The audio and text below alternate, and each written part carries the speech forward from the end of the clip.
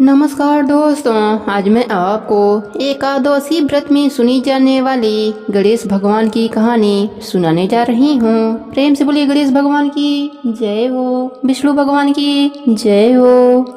बहुत समय पहले की बात है। एक गांव में एक बुढ़िया माई अपने परिवार के साथ रहती थीं। बुढ़िया माई विष्णु भगवान की परम भक्त थीं। वह हमेशा दोनों पक्षों की एकादशियों का व्रत करती और कथा सुनती थीं। उन्होंने कभी भी व्रत में गणेश भगवान की कथा न कही न सुनी। इस कारण से उनका व्रत अधूरा रह गया। पर बुढ़िया माई को इस बात का पता नहीं था। उनको लगता था कि वह तो पूरा व्रत कर रही हैं और उनके व्रत के पुण्य से उनको वैकुंठ लोक की प्राप्ति जरूर होगी। देखते ही देखते बुढ़िया माई की मृत्यु हो गई। उन्हें लेने यमलोक के दूत आए। वह देखकर घबरा गईं और बोली, मैंने जीवन भर विष्णु भगवान की भक्ति श्रद्धा भाव से किया, एकादशी का व्रत किया। मुझे तो लेने वैकुंठ लोक का विमान आएगा।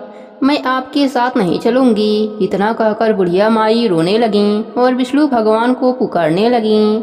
विष्णु भगवान गरुड़ पर सवार होकर बुढ़िया माई के पास आए और बोले, बुढ़िया माई, तूने तो पूरी श्रद्धा से व्रत किया, पर तुमने व्रत में कभी भी गणेश भगवान की कथा न कही न सुनी। इस कारण तेरा व्रत अधूरा है। बुढ़िया माई विष्णु भगवान से जीवन दान मांगने लगी ताकि वह एकादशी व्रत करके उसका पूरा पुण्य प्राप्त कर सके। इस प्रकार बुढ़िया माई को विष्णु भगवान ने 2 साल के लिए फिर जीवित कर दिया। अब बुढ़िया माई जीवित होते ही गणेश भगवान का नित्य नियम करना चालू कर दिया। एकादशी व्रत करती तो एकादशी व्रत की कथा सुनती और अंत में गणेश भगवान की कथा सुनने लगी। इस प्रकार से 2 साल में 4 बुढ़िया माई ने पूरा कर लिया। गणेश भगवान की कृपा से एकादशी व्रत का पूरा पुण्य बुढ़िया माई को प्राप्त हुआ। बुढ़िया माई की तपस्या से गणेश भगवान प्रसन्न हुए और बुढ़िया माई के सामने प्रकट होकर बोले, बुढ़िया माई, तुमने मेरे नित्य नियम के साथ ही व्रत में श्रद्धा पूर्वक कथा सुनी है, इसलिए मैं तुम पर अत्यंत प्रसन्न हूँ। मैं तुम्हें आशीर्वाद देता हूँ कि जब तक यह पृथ्वी रहेगी तब तक तुम्हारी इस तपस्या का गुणगान लोग करते रहेंगे। साथ ही एकादशी व्रत में तुम्हारी इस भक्ति की कथा को जो भी मनुष्य प्रेम पूर्वक सुनेगा उसको व्रत का संपूर्ण फल प्राप्त होगा। गणेश भगवान बुढ़िया माई पर प्रसन्न होकर बुढ़िया माई का घर अन्य धन से भर दिया।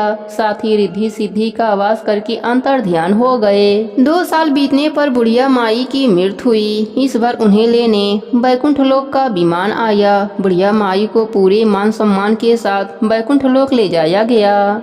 इस प्रकार गणेश भगवान की कृपा से बुढ़िया माई का घर अन्य धन से भर गया और मरने के बाद वैकुंठ लोक का सुख मिला। हे गणेश जी महाराज, जैसे आपने बुढ़िया माई पर प्रसन्न हुए, बुढ़िया माई के व्रत को पूर्ण किया, उसके घर को अन्य धन से भर दिया, वैसे ही एकादशी व्रत करने वालों को भी पूरा फल देकर उनका घर अन्य धन से भर देना। कहानी अधूरी हो तो पूरी करना, पूरी हो तो मान रखना। प्रेम से बोलिए गणेश भगवान की जय हो।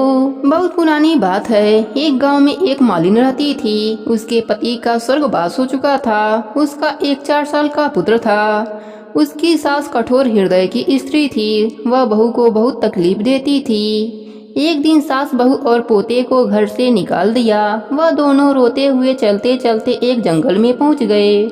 वहाँ एक बड़े पेड़ के नीचे बैठ गए। वहाँ से थोड़ी दूर पर एक गणेश भगवान का मंदिर था। वहाँ बहुत लोग गणेश भगवान के दर्शन करने आते थे। दर्शन करके गणेश भगवान को प्रसाद चढ़ाते थे। फिर वह प्रसाद सबको बांट देते थे।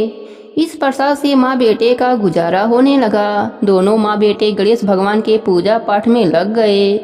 एक दिन उन्होंने सोचा क्यों ना हम भी जंगल से फूल लाकर बेचें। वह रोज जंगल से फूल लाकर उसकी माला बनाकर बेचने लगे। साथ में पूजा की सामग्री और प्रसाद भी बेचने लगे। इससे उनको आमदनी होने लगी। गणेश भगवान की कृपा से आमदनी बढ़ने लगी। जल्दी ही उन्होंने एक मकान और एक दुकान बना लिया। एक दिन उसी नगर की राजा की बेटी मंदिर में पूजा करने आई। मालिन के बेटे को देखकर राजकुमारी उस पर मोहित हो गई और उससे विवाह करने की सोचने लगी। उसने अपने भाभी से अपने मन की बात कही। भाभी अनुभवी थी। उसने कहा, यह तो मालिन का बेटा है और तुम एक राजा की बेटी हो। यदि तुमने उससे विवाह किया तो तुम्हारी बहुत बेइज्जती होगी। पर राजकुमारी अपने बात पर अड़ी रही। उसने कहा, मैं तो प्रतिज्ञा कर लिया है कि उसी से विवाह करूंगी। भाभी महल जाकर सारी बात राजा को बताया। राजा ने मना नहीं किया और विवाह के लिए तैयार हो गए। उन्होंने बड़े धूमधाम से बेटी का विवाह मालिन के बेटे के साथ करा दिया। मालिन ने सबसे पहले बेटे बहू को गणेश भगवान के मंदिर में ले जाकर पूजा पाठ करवाया और गणेश भगवान का आशीर्वाद दिलवाया। इसके बाद पूरे नगर में यह बात फैल गई कि गणेश भगवान की पूजा करने से सब दुख दूर हो जाते हैं। यह बात सुनते ही नगर के सभी लोग मंदिर में गणेश भगवान के दर्शन करने आने लगे। मालिन और उसके बेटे की बिक्री और बढ़ गई। उधर उसके सास के बुरे दिन आ गए। अन्नदाता उससे रूठ गए और वह भूखी मरने लगी। एक दिन वह रोती हुई उसी गणेश भगवान के मंदिर में आ पहुंची। वहां वह मालिन के बेटे से बोली, मैं भूखी हूँ, मुझे रोटी कपड़ा दे देना, इसके बदले मैं तुम्हारा सारा काम कर दूंगी। लड़के को दया आ गई और वह उसे काम पर रख लिया। उसने अपने दादी को नहीं पहचाना। जब मालिन घर आई तो उसने अपने सास को पहचान लिया। सास से बोली, सासू जी आप यहाँ कैसे? सास ने पोते के तरफ इशारा करके बोली, मेरा इस सेठ के यहाँ नौकरी लग गई है। बहू बोली, यह आपका पोता है और यह घर भी आपका ही है, यह दुकान भी आपका ही है। आपने हमें घर से निकाला तब गणेश जी ने हमारी रक्षा की। बहू की बात सुनकर सास बोली, मेरी करनी मैंने भोग लिया।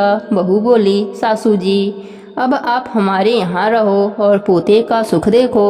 हे गणेश जी महाराज, जैसा सुख आपने मालिन को दिया वैसा ही सुख सबको देना। सब पर अपनी कृपा बनाए रखना। कहानी अधूरी हो तो पूरी करना, पूरी हो तो मान रखना, सबके व्रत को पूर्ण करना। प्रेम से बोलिए गणेश भगवान की जय हो। एकादशी माता की जय हो।